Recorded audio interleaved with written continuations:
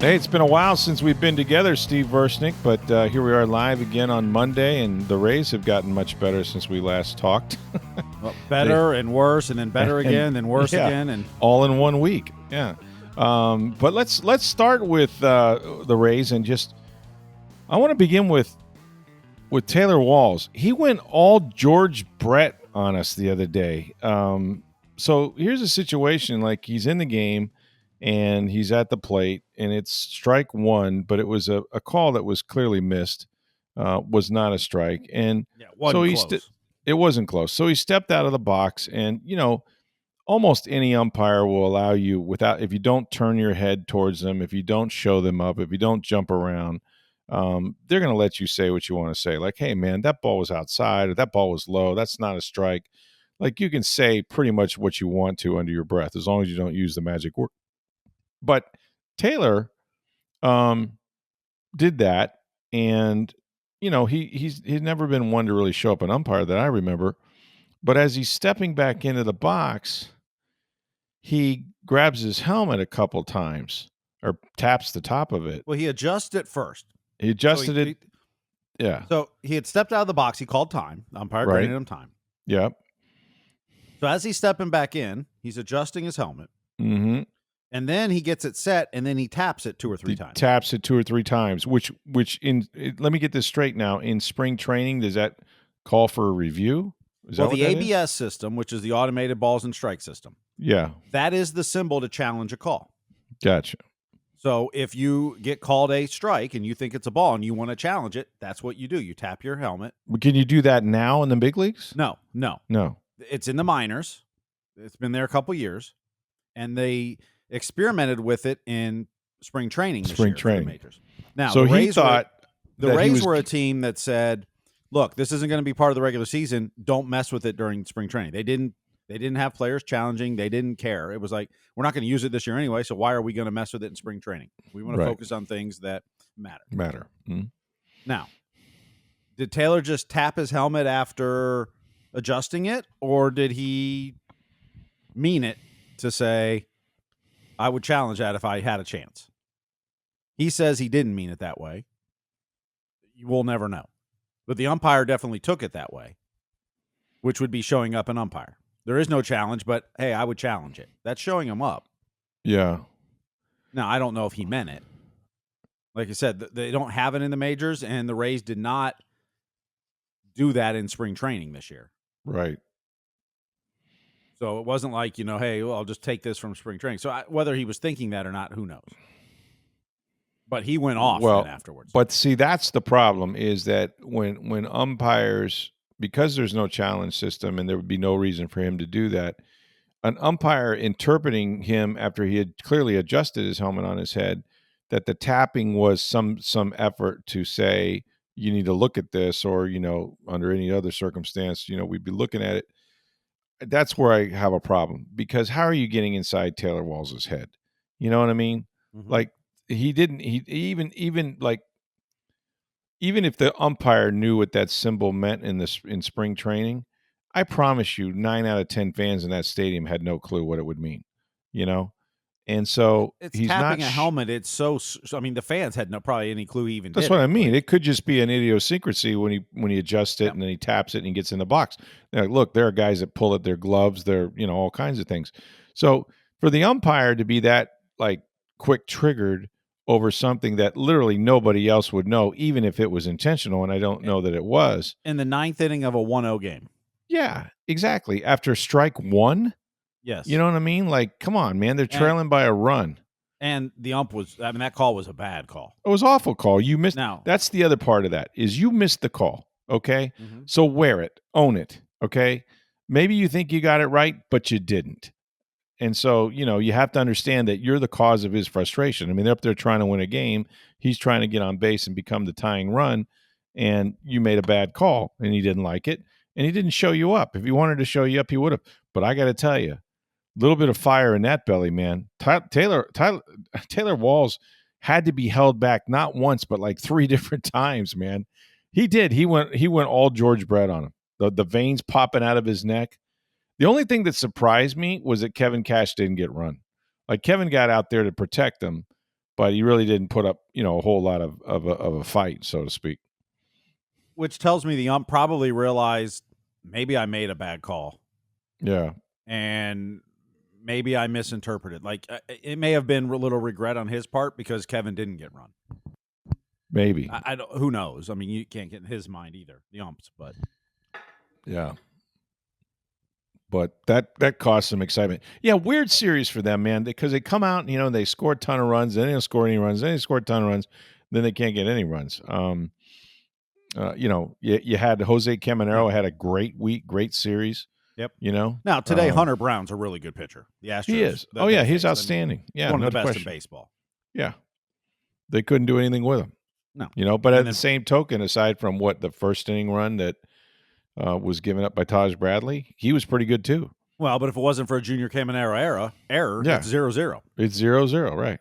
So Taj pitched as good as he could pitch, and he was fantastic. Yeah. That's encouraging, and the pitching has been fantastic. Let's be honest.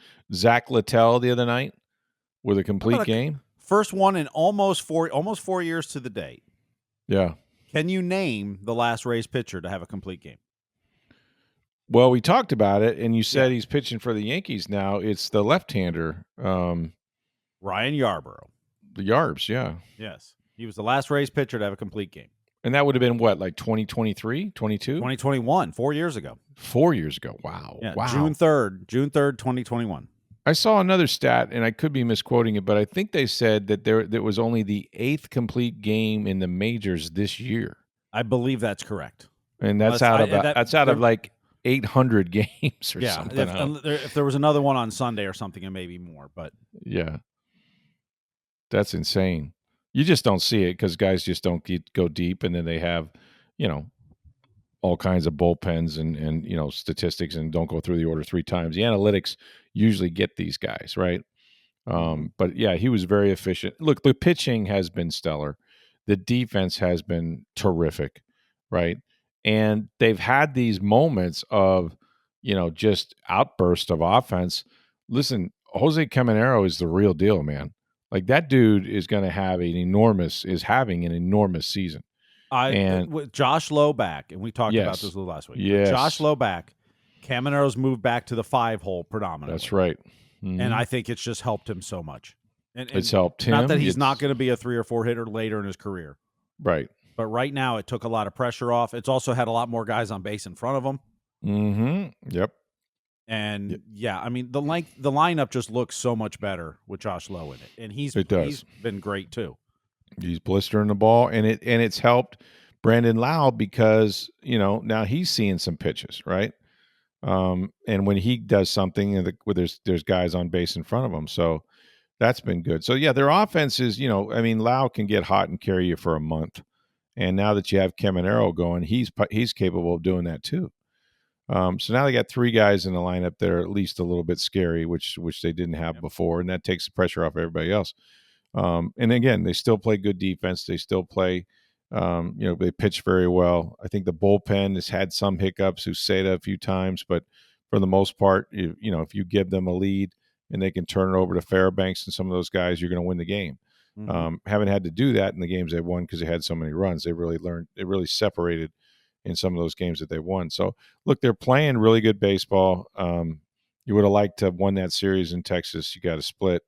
Okay. You won't cry about that. Well, you won the season series against the Astros. Yes.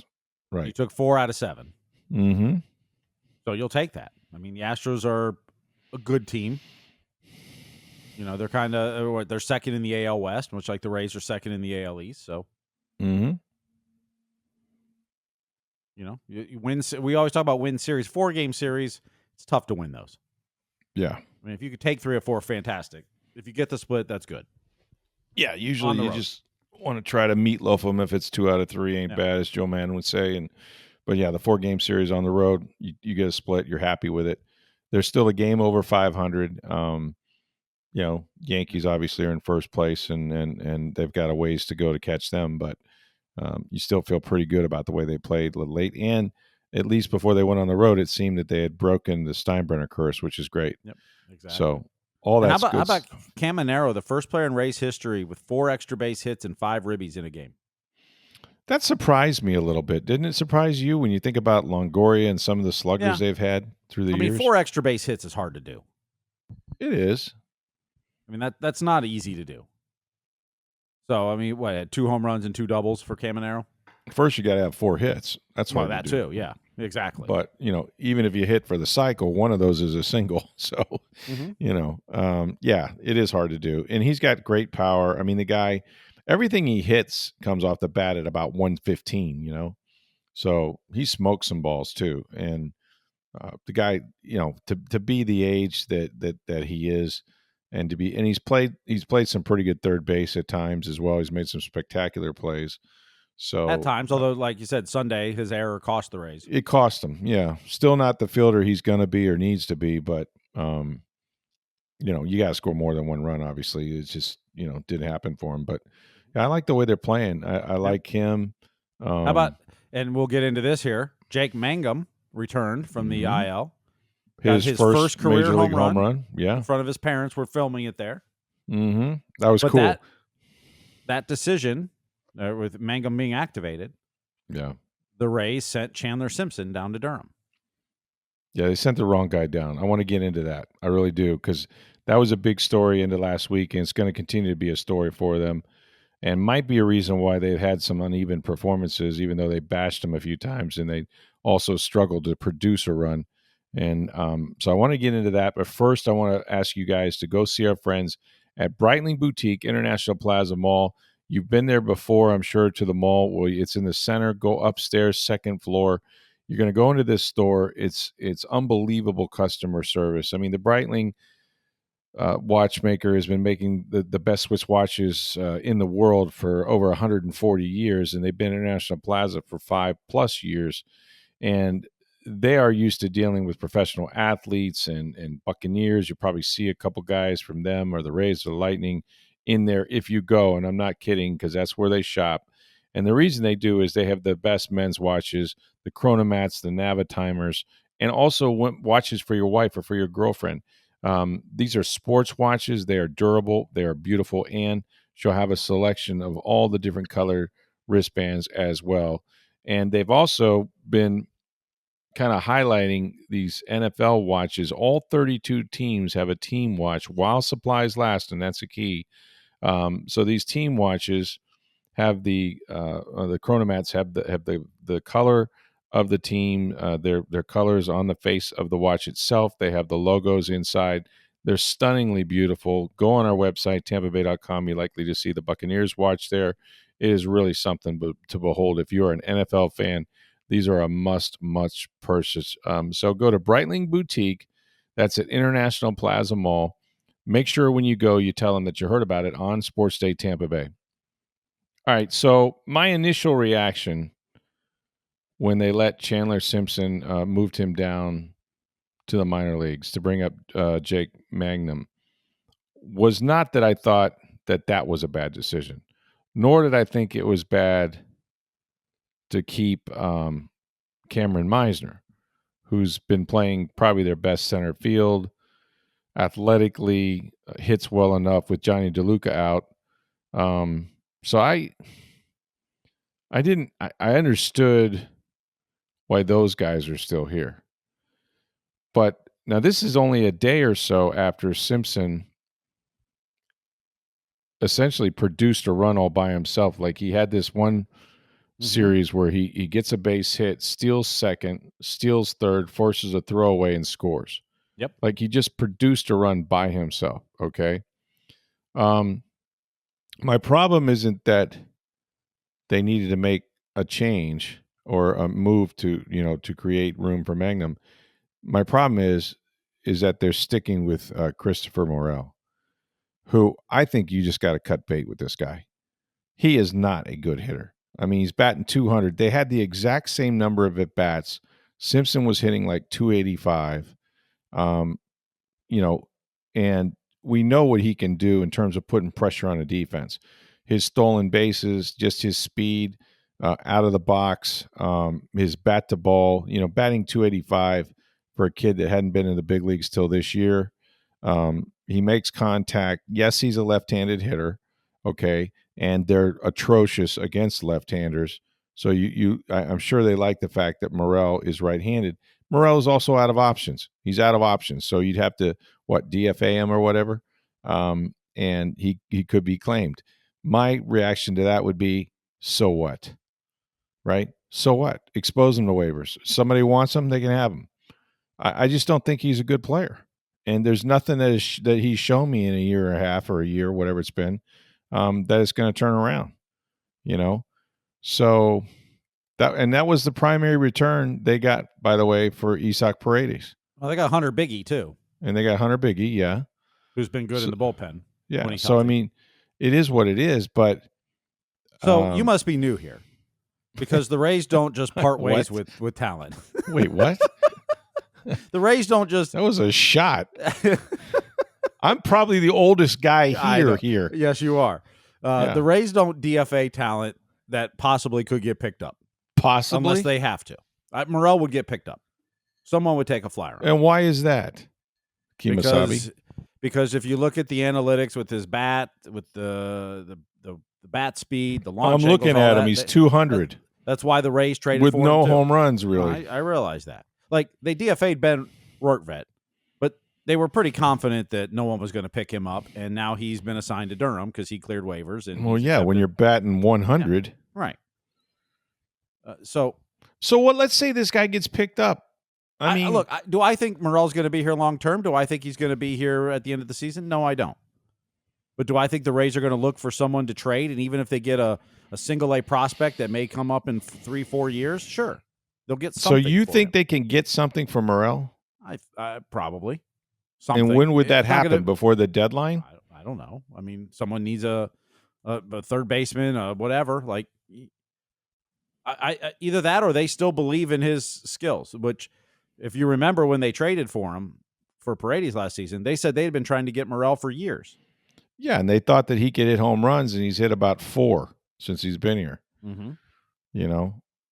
Look, I don't disagree that that's the player that if you truly are going off of who's going to help your team win right now, then yes, Morel probably is the choice to have put off the roster. But the Rays and all teams and most, the general manager has to it's about this year, it's about next year, and it's about 5 years from now. And Chandler Simpson's been up here, got a taste, has done some good things, has some things he needs to work on. It's not a bad time to send him down to AAA for a little bit to work on those things, particularly the defensive side of things. And let him play every day instead of being in a 4-man rotation. And this is about helping the Rays later this year, probably. Next year, the year after. Like, this is all part of player development, which, the Rays get criticized a lot for waiting too long to bring guys up. Let's not forget Chandler Simpson hadn't played in AAA until this season. Like, he just got to AA late last year. Okay, I understand all that you're saying. He hadn't played in AAA, and this is his first taste of the big leagues, and he has options. Tell me, what's he not doing right now? Could he be a better outfielder? Well, hell, is he going to get more balls hit to him in Durham? Well, he's not costing them games with his defense right now. More than he'll get more hit to him than he's sitting on the bench here. Okay, why? Okay, let's examine that. The only reason he's on the bench is because Morel's playing. Well, but I think you're going to see Meisner and Mangum are going to be with. That's two outfielders. Morel's going to be your 4th outfielder. Lowe, Mangum, and Meisner are going to be your 3 outfielders. So you're going to play Lowe, you're going to play Mangum, you're going to play Meisner, and you could occasionally your 4th guy would be Simpson. Is that what you're saying? Yes. Okay. I think at this point, and look, he may only be down for 2-3 weeks. We'll see. Injuries and whatever else, and how he. Well, performs. That stuff usually takes care of itself. Somebody will get hurt and he'll come back up. But but you still got 2 other outfielders that could come off the DL, and you may not see him again. What if Johnny DeLuca comes back? What if Palacio comes back? Mm-hmm. Yeah, although he's going to be out later, but it seems longer. And DeLuca was moved to the 60-day, but he's eligible, I think, June 6th, so later this week. Yeah, he's not going to be ready. He'd be the next guy. But right. You've got more outfielders in the pipeline, is what I'm saying. Mm-hmm. I don't know, man. I was surprised they made the move, to be honest. To me, it's the right move for his development, but I was surprised they made that move. I thought it was going to be Meisner sent down. I just don't think whatever. Like Neander said this about Morrell. He says we expected more out of him than what we've gotten. Yep. And we've got to start seeing more, or you start walking down those paths of, all right, like what's next? But we're not there yet. He's putting the work in. If I hear that one more time from somebody at the Rays about a guy putting the work in, what the hell else is he supposed to do? I mean, it's your job. I guess you could just be jaking it and everybody be like, we want him out of here, but come on. Well, but also, the more if you're trying to trade him, aren't you trying to pump him up a little bit for people? Well, yeah, you don't want him. Yeah, you don't want him to be a complete, malcontent. But the more you win, you don't want other teams to think he's just. That's what I mean. You don't want to kill his value. But the more you win, the more you've got to make sure you're putting the best players you can in the right spots. So we'll continue to evaluate it. Think he's capable of more, but we do need to see it here. Yeah. And there's the problem right there. Is I'm of the Jason Light philosophy, and Jason wasn't like this initially, but he is now, that if you made a mistake and you're not getting the production from a guy that you thought you would get it from, cut bait. Cut bait. The worst thing you can do is compound a trade by trying to force a guy into a lineup that can't play or that's not going to help you when you have somebody else that can. But I also think he's, at this point, going to be your fourth outfielder, and not forcing him in the lineup. He's going to, when the guy needs a day off. He's going to play against left-handers. Yeah, he's going to play 3 days a week. He'll, spell each outfielder 1 day a week, basically. Right. Mangum's a switch hitter, so he can play against righties or lefties. Obviously, Meisner is a left-hander. Yep. And Josh Lowe's a left-hander. And Josh Lowe's left-handed. So you have a lot of left-handed bats and one switch hitter. So when they turn you around with a left-hander, which they've been bad against left-handers because, frankly, their right-handed lineup's not good. And that's the other part of keeping Morrell is because he's right-handed. Well, I know. I'm aware of this, and Simpson is not. And so, you run the risk of saying, well, it's a bad matchup because it's lefty against lefty. I get all of that. Like, I get it, except for this. The guy has already won you baseball games, okay? With even if he's just a guy you bring off the bench in a one-run game to pinch run, he can absolutely be on third with less than 2 out. If you have somebody reach base in a close game, he can be on third with less than 1 out just by stealing second and third. He's that elite. He puts so much pressure on your defense. And if you're a pitcher holding the baseball with him on base, he's going to affect the pitches. Right. He's going to affect what kind of pitches that hitter gets. But I also believe the Rays think Chandler Simpson's got a chance to be a special player. And sitting on the bench and coming off the bench just to pinch run in the 7th or 8th inning in a tight game isn't helping his development and growth. You got to commit to playing him. You got to commit to playing him some, at least, like you said, every 2 out of 4 days or whatever. Right. I know why they're doing it. I understand what they're saying. I just don't agree with it. Okay. Because they're not willing to give up on Morrell. Again, they want another right-handed bat because they don't have that many to begin with. But I've seen enough of them. I've seen them in clutch situations not come through. I've seen them in regular situations not come through. I just don't think he's very good. And if you have to play an infielder in the outfield to get the occasional right-handed bat in the lineup, then do it. Put Taylor Walls at short and play Caballero out there or whatever. But I think you have options with the righty lefty stuff. And Meisner has done well. And listen, what a great story Mangum was the other night, coming up and hitting his first major league home run. No question. That was cool. Oh, that was all. And with the parents, I always love that stuff. Oh, it was great. And the it's such a great story. Yeah. And not only that, the guy who caught the ball at the Astros Stadium was a Rays fan who lives in Austin. Yeah, lives in Austin, Sarasota. So traded a bat and a signed ball, and to that was awesome. The ball back, which is awesome. Yeah, it was great. It was a great story. It was a great night. I mean, the dude is 29? If I'm not mistaken. Yes, somewhere around there. Mangum's like 29 years old, and this is his first shot in the majors. So you're happy for him. Of course, his dad played football for the Bears, played with the Bucks, was originally drafted or brought in by the Bucks. And he played his last game at Raymond James Stadium. As a matter of fact, he was there with his wife, and that was a cool moment. But yeah, listen, these aren't easy decisions, but I don't want to overthink it. I don't. I'm But also of the belief, like I get, like this whole. Here's the other thing about this. Okay, yes, does it help Chandler Simpson if he's playing every day versus every 2 to 3 days? I'm sure it does. But you know what? He's earned the right to be here. He's earned the right to be here.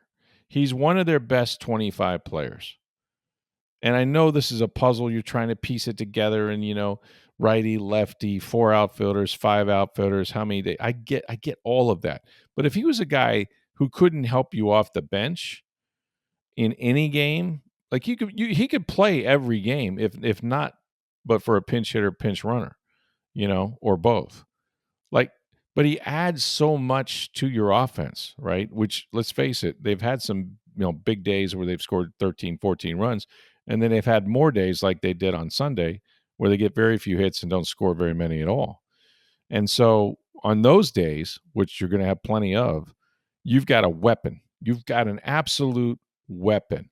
I mean, what a guy does like that to your defense, it speeds everybody up. It speeds the pitcher up. It affects his location. Like, he makes better hitters out of anybody that's at the plate when he's on base. He just does, and that's what I mean. Like, and you could feel it. Like, it was a tangible thing. It was an advantage. They're raving about him. I mean, there's just not many guys, the Vince Colemans and the people like that come along that can affect the game that way with that kind of speed. So I don't know. I was a big Chandler guy. I thought that he was really helping them, and I just haven't seen it from Morel. But it's not an even swap. Obviously, one's left-handed, one's right. One has options, one does not. But I would be surprised, and you're right. Usually these things work themselves out. Somebody gets hurt, somebody gets sick. Like, he'll obviously be the first guy they bring up if anything happens to their outfielders.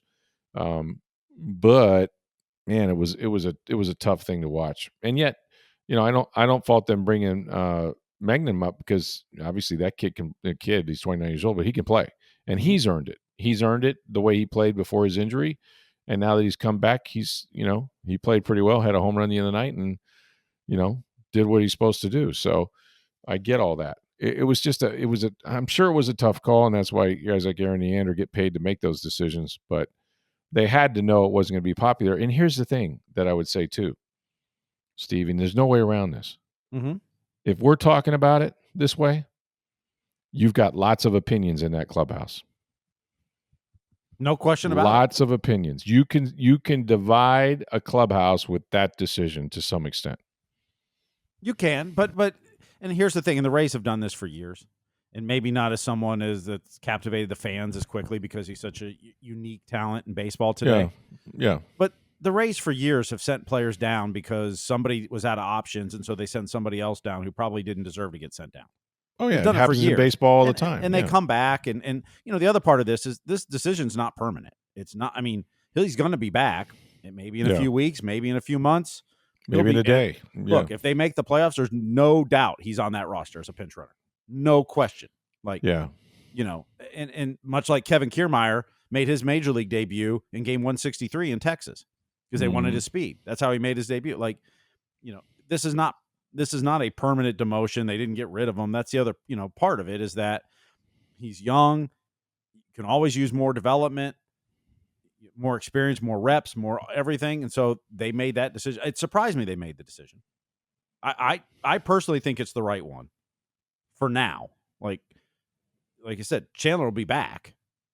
We'll see how quickly, and a lot of it will depend on how he does down there. And, I'm sure they told him, here's what we want you to work on.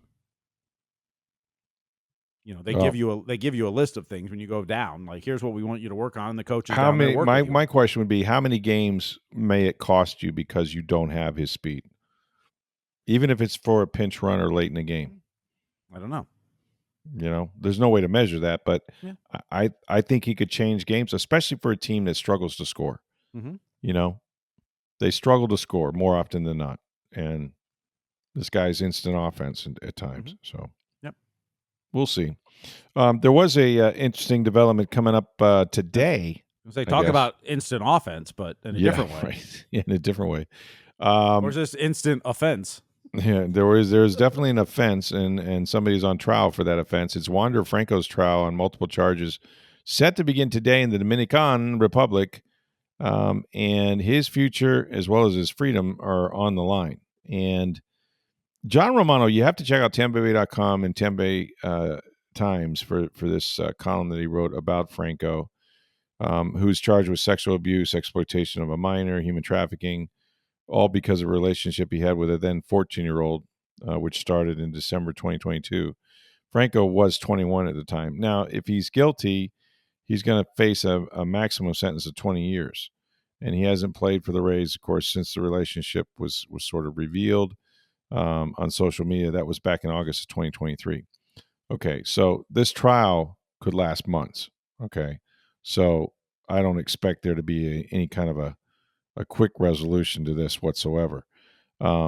However, and the point of the column, which I really like, was just what an impact losing a guy like Wander Franco has had on the Rays.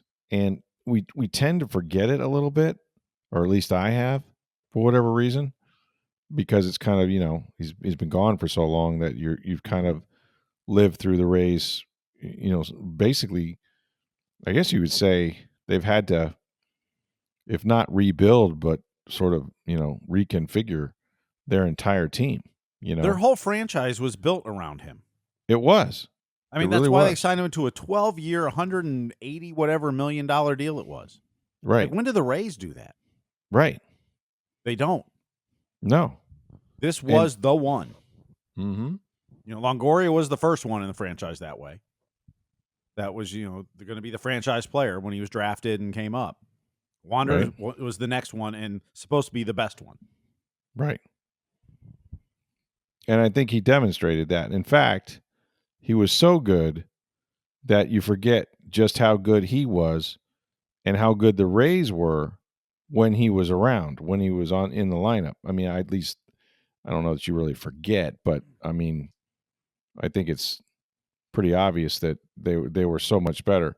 And how much better is something that I had kind of lost track of. I mean, this team, when Wander Franco went out, and I'm searching for the number that John had, it's pretty impressive here. They were 40-18. Yeah, 40-18. Think about that. 40-18. And since then, they've been, a number of games above 500, but not that many. But then you realize, what they've had to do to sort of replace him. And, the fact is they're still potentially on the hook for his large contract if for some reason he were to be acquitted. So you can't really go out and spend a ton of money. I mean, he's not being paid now because he's on the restricted list, but that doesn't mean that if he was acquitted that you wouldn't then owe him an opportunity to, to earn his salary. And so, that's all been a big part of it as far as, player acquisition. But they started to make roster moves and they traded Luke Raley and to get Jose Caballero to play shortstop. And, Raley's done a pretty good job out in Seattle as far as hitting home runs and things like that. I mentioned the 11 years that they have left on his contract, I guess. But when you think about, having, gotten a shortstop like Kim to come in here as well, and we're likely to see him sooner than later, and that's an enormous contract.